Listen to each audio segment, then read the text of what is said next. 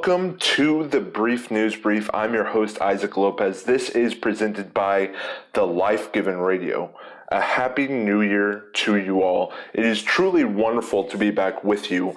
A lot has happened while we have been away, and I'm going to try to do my best and sum it up in today's show. But before we get to that, I just want to take a moment and step back and remember what the purpose of this show is, and also lay out for you our new year motto. What our motto will be in 2021. So we try to cover a lot of stories in a short amount of time for your listening convenience. But this podcast is an effort to get back to reporting with integrity and honesty.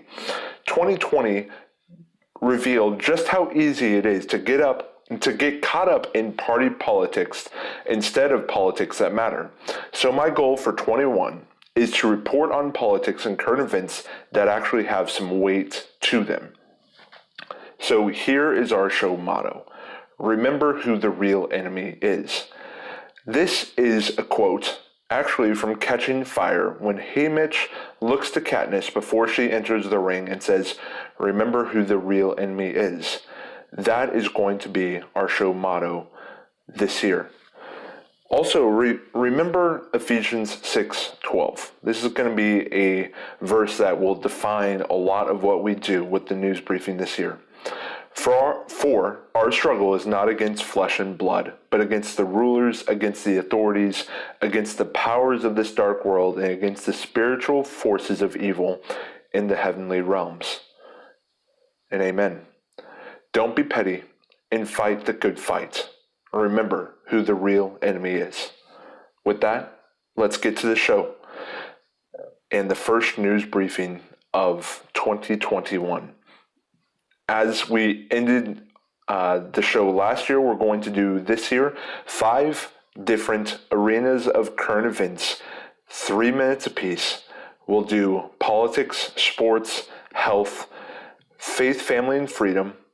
That's our triple F section, and some good news. We will end on a good note, but let's get right to it. You will hear my alarm sound if I hit the 3-minute mark, and I have to tell you, this show is very ambitious. I think I'm going to try to cover 20 plus stories in the span of 15 minutes, and that's kind of crazy, but we might as well jump off 2020 and be as aggressive as possible because, well, it's just going to be like an extension of 2020. So without further ado, let's begin. The timer begins now.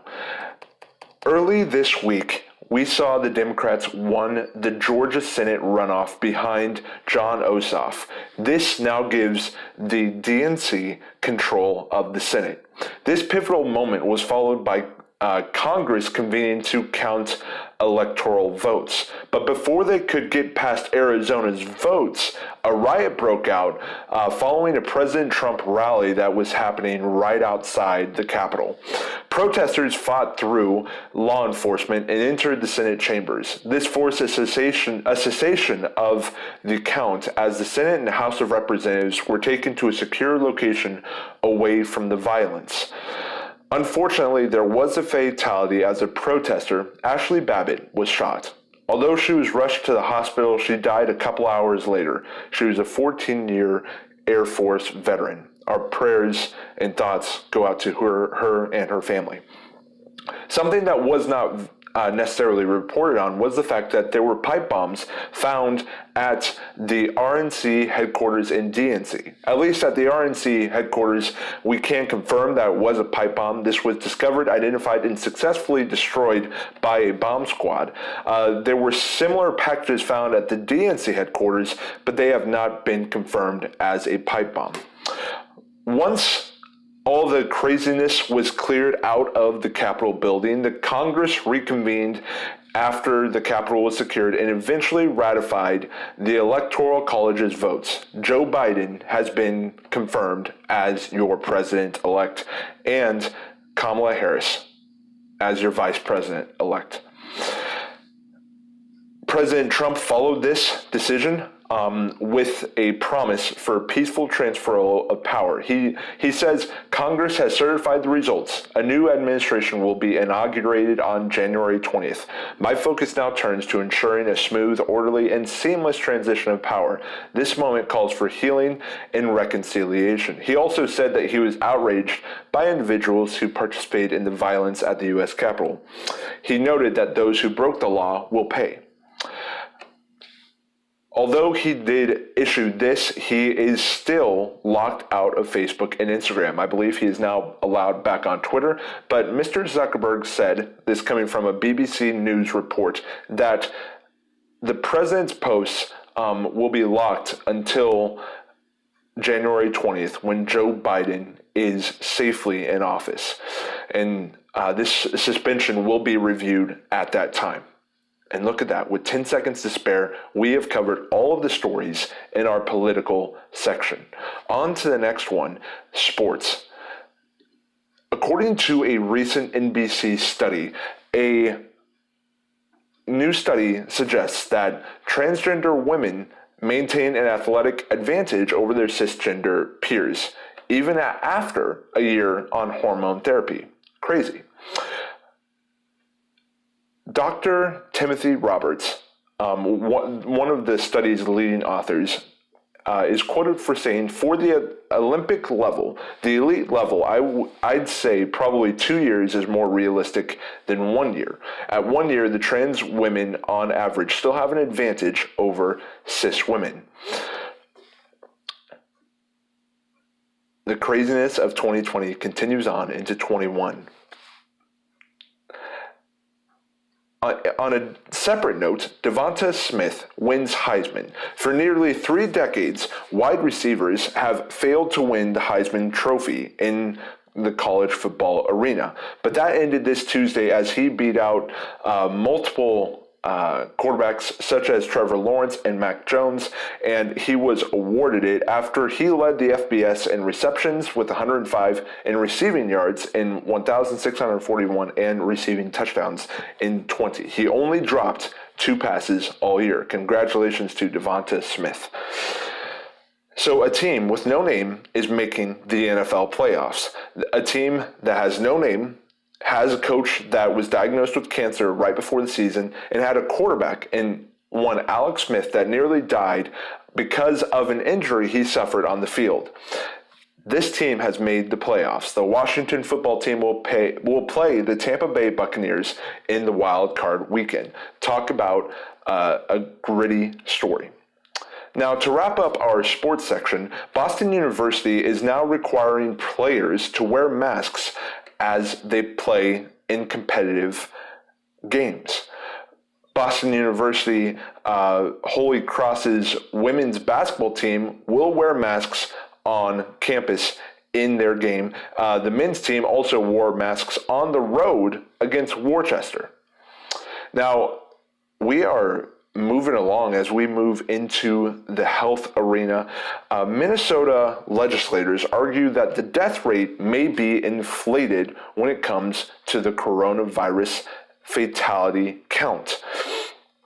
This from a Blaze report. 2 Minnesota state representatives are calling for a national audit of the published coronavirus death totals nationwide, claiming that the figures have been inflated by including individuals who died of obviously non-illness related reasons, like car crashes, after they had a positive test for the novel coronavirus. Jensen, one of the state representatives, is quoted for saying, when the Department of Health and the CDC decided to change the rules that have been in place for 17 years by encouraging the diagnosis of COVID-19 in situations that we never would have otherwise, they were abandoning their long-held commitment to precisely identifying the inciting or the initiating event that would lead to a sequence of events that would lead to a person's demise. We will continue to keep you updated on this story. Deborah Birx is going to retire after President Joe Biden takes office, President-elect Joe Biden. In an interview with Newsy, the White House coronavirus coordinator, that's a mouthful, Deborah Birx disclosed that she would step away after more than 3 decades of service when it comes to public health systems in this country. She is quoted for saying, "I will be helpful in any role that people think I can be helpful in, and then I will retire." She goes on to say, and she went on to add, "I only came into the White House to ensure that our COVID response could utilize whatever information I had from confronting this pandemic around the globe." Now on to the next story. Natural immunity apparently works. From Daniel Horowitz at The Blaze, a new study published in the New England Journal of Medicine by UK scientists tracked antibody levels of 12,541 health care workers in Oxford University hospitals for 6 months. A total of 1,265 tested positive for antibodies at some point during the study period, of which 68% recall having had symptoms associated with the disease. They specifically observed, this is a direct quote from Daniel, they specifically observed the period of the second wave of infection to see if healthcare workers who are disproportionately exposed to the virus relative to other people would be reinfected. The result, not a single symptomatic reinfection, just 2 people who had previously tested positive for antibodies wound up testing positive via PCR testing for a presumed asymptomatic reinfection. With that, we had one other story, but that is our timer. We are on to faith, family, and freedom. A recent study from United Van Lines showed where people are moving to and where people were moving away from in 2020. The states that had the most people moving into them were Idaho, South Carolina, Oregon, South Dakota, Arizona, North Carolina, Tennessee, Alabama, Florida, and Arkansas. And the states that had the most people leaving them, New Jersey, New York, Illinois, Connecticut, California, Kansas, North Dakota, Massachusetts, Ohio, and Maryland. The craziness does not end in the United States. It happens around the globe as Argentina approved an abortion bill. They have been up to this point staunchly pro-life, or at least anti-abortion. On December 30th, the Senate of Argentina voted 38-29 to legalize abortion up to 14 weeks. They are one of the first major South American countries to legalize abortion. Prior to this, women were only allowed to abort if the health of the mother was at risk or if a woman of unsound mind was violated. New Mexico governor fines churches. So New Mexico's Democratic governor, Michelle Lujan Grisham, fined 2 churches $10,000 apiece for violating the state's social distancing requirements. This comes on the heels of Legacy Church and Cavalry Church, the 2 churches that received these fines. They are described as mega churches by local ABC affiliate Cote TV. This decision was handed down after they posted videos of hundreds of parishioners gathered to sing Christmas carols during Christmas Eve services. We'll see if this fine holds up in court. Now, let's conclude with some good news. Orthodox churches in Greece defy lockdowns. So this comes after new lockdown orders were imposed by the Greek government. But the Greek Orthodox had an emergency meeting to decide that they would not adhere to this. The Holy Synod, its governing body, made the decision that their churches would be open for Epiphany liturgies as of Wednesday on January 6th. Now, I want to do something slightly different to wrap things up here, but right after this story, the Ohio Federal Appeals Court is actually backing a network of Christian schools after health officials ordered that all schools must close. This 3-judge panel on the U.S. 6th Circuit Court of Appeals granted an injunction against the health department in Toledo, Lucas County. this is very good news. In conclusion, I would like to wrap up this segment with Order of Rights, which is a recent movie that was released in 2020 that tries to capture the pro-life, pro-abortion debates in the setting of a court.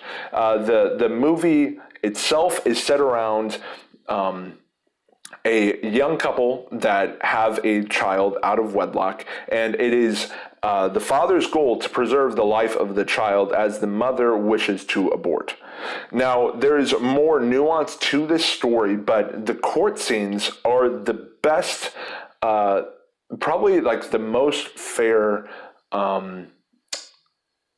movie scenes I've seen when it comes to this debate. This is not like your classic Pure Flix film that comes out and tries to make everyone feel good and tries to just throw straw men up there that they can just rip through. No, this movie was actually really good. The acting, subpar, but they didn't have a big budget.